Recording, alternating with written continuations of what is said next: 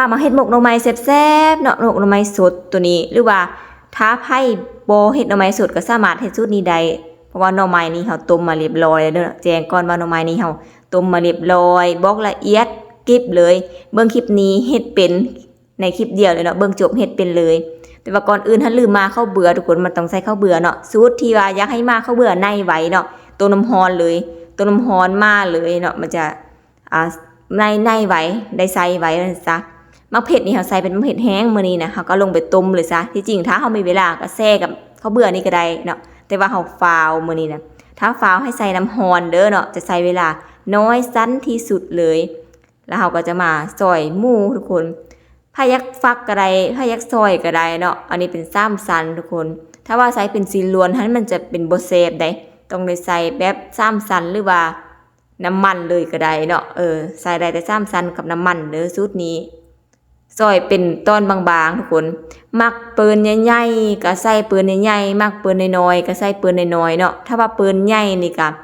จะซอยบางแด้ถ้าว่าเปิ้นน้อยเนาะตอนน้อยนี่ก็จะซอยเอาแบบมีหน้าหน่อยนึงถ้าว่าเป็นแผ่นใหญ่ๆเลยนี่ต้องซอยบางๆเด้อเพื่อให้ความสุกมันเท่ากันมันซะ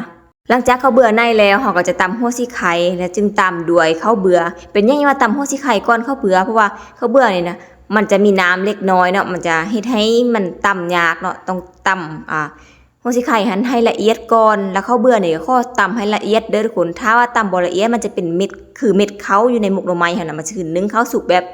มันจะบ่น่าเซฟมันซะอันนี้ข้อย้ำเลยว่าตำให้ละเอียดเด้อสำหรับข้าวเบื่อมักเผ็ดนี่เฮาจะใส่เป็นหน่วยเลยก็เลยบ่ได้ตำใส่เนาะหลังจากนั้นก็มาปรุงเลยทุกคน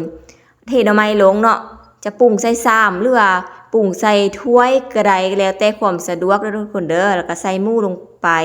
หมูที่เฮาซอยเลยนี่เฮาจะซอยเป็นตอนประมาณนี้เนาะมักน้อยใส่น้อยมักหลายใส่หลายใส่ข้าวเบื่อแล้วก็หัวสิไข่ที่เฮาตำลงไปเลยเห็นบ่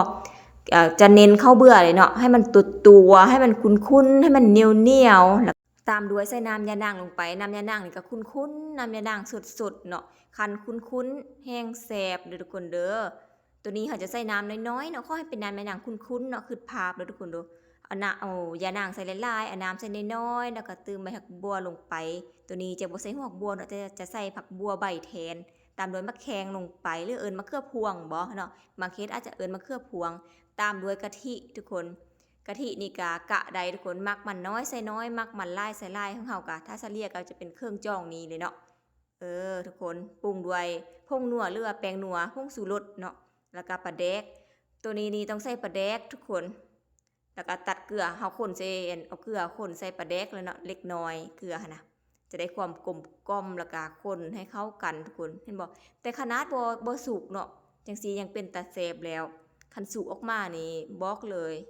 เลิศเลอนะนึ่งข้าวเหนียวฮ้อนๆไว้ท้าเลยสำหรับหมกหน่อไม้นี่เป็นอาหารอีสานเนาะอาหารอีสานอาหารลาวสินะเฮาก็สามารถกินได้ทุกคาบส่วนหลายก็จะกินตอนเช้าแล้วก็ตอนแลงเนาะนิยมกินกันหั่นนะหลังจากคนเข้ากันแล้วเฮาก็จะมาห่อทุกคนถ้าว่าอยากห่อง่ายข้อใบตองที่ใหญ่ๆทุกคนเป็นห้างตองก็ได้ห้างตองใบน้อยหั่นน่ะแต่พอเป็นห้างมันใบนึงเขาก็จะตัดครึ่งนึงเนาะหรือว่าไก่ครึ่งขึ้นไปที่เขาจะเอาส่วนใบตองหั่นนะเนาะห้างตองที่เขาใส่นี่นะเขาจะเน้นเป็นหมกใหญ่แด่หน่อไม้นี่เขาจะเฮ็ดเพียง2หมกเท่านั้นเนาะเน้นหมกใหญ่ๆตักใส่หลายๆเลยแต่ว่าหมกนี้พิเศษจะใหญ่กว่าหมกต่อไปเนาะเพราะว่าหมกนี้เขาจะกินหลายคนเนาะตัวจริงนี่จะใหญ่ๆเลยเนาะแต่ถ้าไผอยากเฮ็ดหมกน้อยๆตอนเห็นเฮ็ดแต่ว่าอยากเห็นห่อเฮ็ดหลายๆหมกหั่นก็สามารถจิกตองได้เด้อทุกคนเนาะแต่ตัวนี้เขาแนะนำให้เป็นห้างตองแบบใหญ่ๆเลยใส่บิ๊กเลยเนาะตัวนี้ก็จะตามด้วยมักเผ็ดเห็นบ่มักเผ็ดเขาจะบ่ตำใส่เขาจะใส่เป็นหน่วยแบบนี้เลยสูตรนี้ใส่มักเผ็ดแห้งเด้อทุกคนเด้อแล้วก็บ่ตำอีกเนาะจะใส่เป็นหน่วยแบบนี้เลย3 4 5หน่วยก็ว่ากันไปเนาะอันนี้ใส่ตามความมัก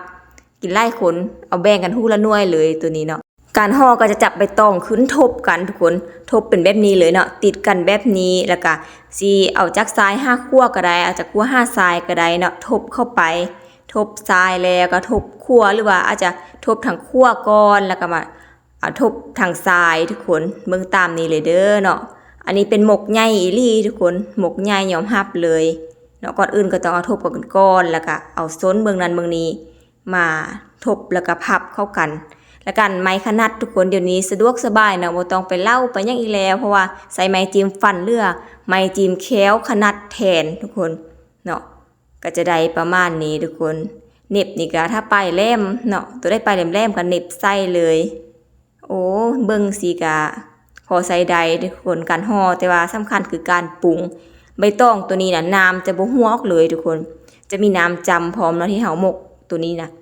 น้ำจะบ่หัวตองบ่แตกน้ำบ่หัวเครื่องที่เฮาปรุงไปหันอยู่ในใบตองนี้ครบสุดครบรสได้เลยแล้วก็จะมาห่อหมกที่2หมกที่2นี่ก็จะอ้าวน้อยลงมาแต่ก็ใส่ห้างตองห่อเส้นเดียวกันทุกคนเนาะจะใส่ห้างตองห่อเส้นเดียวกันแต่ว่าจะสั้นกว่าตัวแล้วนี้เนาะเพราะว่าหมกน้อยแล้วก็ห่อน้อยกว่านั่นเองการห่อก็คือกันเลยทุกคนเนาะการห่อก็คือกันเลยก็คือพับซ่องซ้นขึ้นแล้วก็เอาเบื้องซ้ายเขาหรือเอาเบื้องขั้วเขาก้อนก็ได้เนาะตามด้วยไม้ขนาดเส้นเดียวกันบ่ตัวนี้ก็มักเผ็ดเลือดเท่าได้ก็จับมาใส่หมกนี้หมดเลยเบิ่งแล้วเป็นแนวใดทุกคนพอเฮ็ดตามได้บ่แต่ว่าสูตรปรุงนี่นะบอกเลยว่าเด็ดเด้อแต่วิธีห่อนี่นะไผที่เฮ็ดหมกน้อยก็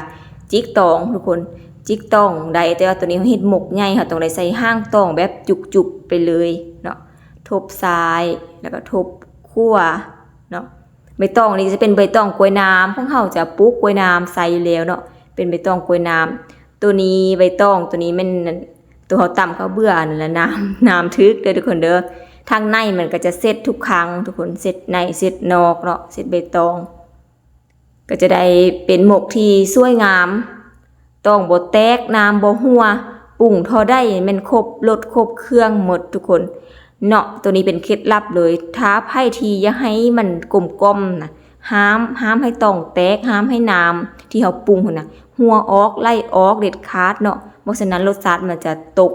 แต่ตัวนี้เฮาปรุงพอได้คือครบเครื่องหมดเลยทุกคนนึ่งก็บึดเดียวทุกคนเพราะว่าหน่อไม้สุกแล้วเฮานึ่งให้น้ำยานางสุกกะทิสุกแล้วก็เนื้อหมูผักมะแขงเฮาสุกเนาะก็จะได้นึ่งออกมาแล้วก็จะได้ไข่หอมเปิดฟ้ามาแล้วหอมเลยทุกคนที่จริงก็หอมแต่ตอนคนพุ่นได้เนาะเห็นบ่จะน่าแซ่บนึ่งข้าวเหนียวฮ้อนๆจำคุยหรือว่ากินกับข้าวสวยก็ได้ทุกคนกินกับข้าวเจ้าก็ได้สูตรนี้บอกเลยว่าเด็ดเด้อเฮ็ดตามได้